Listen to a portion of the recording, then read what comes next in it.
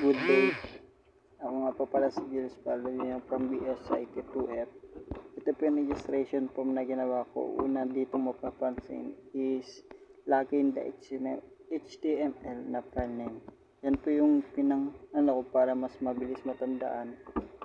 Halos pareho o same lang po sila ng login the HTML, the registration form. First po yung username, password, then last name, first name.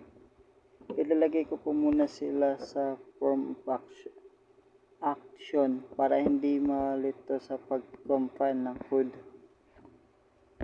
Next, username. For username, ang nilagay ko po ng input type na text at ID ni username para ma-locate ko siya sa label ng username pa rin. Then nilagyan ko po siya ng div para humiwalay sa may susunod na input type. Next, password. Same din po ang ginawa ko sa password. Ang pinagkaiba lang ay ang nilagay ko sa input type ng password para kung mag-type man ako ay hindi mapapansin ng iba yung password ni user. Bali, ito po yung magiging output ng dalawang nilagay kong username na input text para kung mag-type yung user sa username, matatype niya kung letter of password. Yan. Yan. Pwede siya number.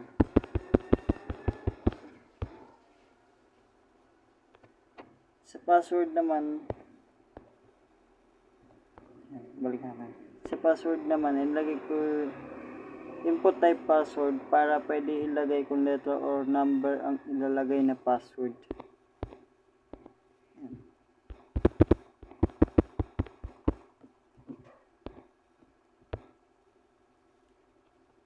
Next, last name.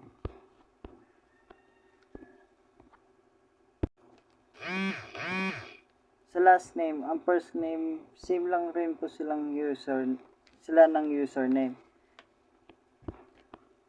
Sa may age naman po, pag niran ka naman po, ito yung makikita. Ang nalagay ko naman po ay input type number para kung mag-type yung user is madali lang yung pag-type dahil number na lang yung lalabas. Ayan. 20. Okay.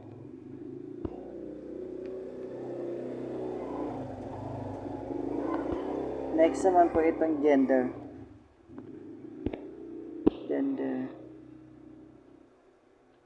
Pipili po tayo ng gender is isa lang po ang pwede nating piliin dahil hindi po pwede natin piliin na dalawa. Parehas lang po sila kung input type. Next is hobbies. Ginawa ko na lang sa hobbies is dito hindi ko na lalagyan ng form kasi wala namang pong ididikit sa kanya bukod sa checkbox.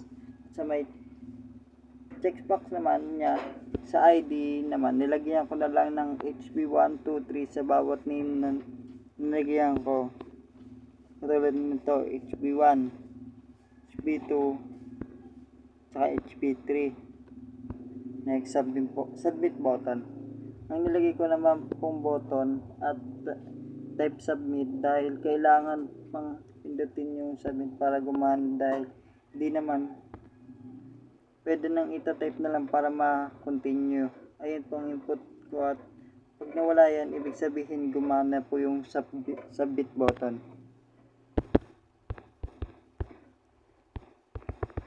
Next, password.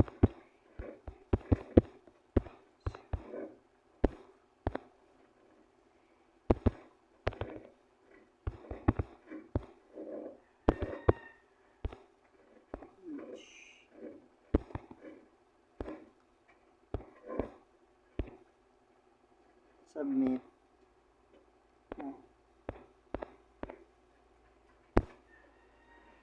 Use para next password siya.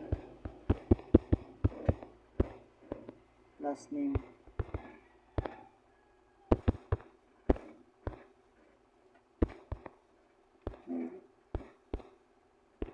Pag sinabit naman, ayun yung kalabasan. Ayan, gumana siya. Thank you.